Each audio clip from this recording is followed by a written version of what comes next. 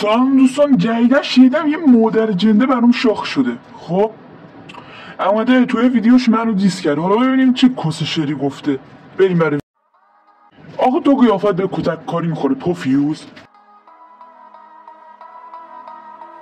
آقا تو الان چه کس شری گفتی؟ یعنی چی بدون نقطه بنویسه؟ چه فرق میکنه مادر جنده؟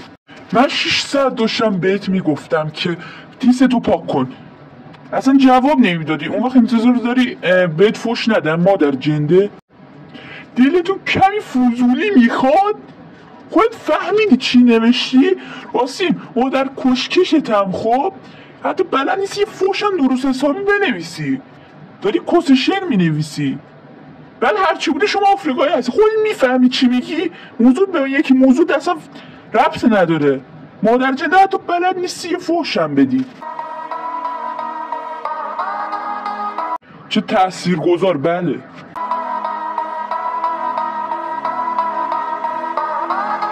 خودش هم میدونه بچه‌سا.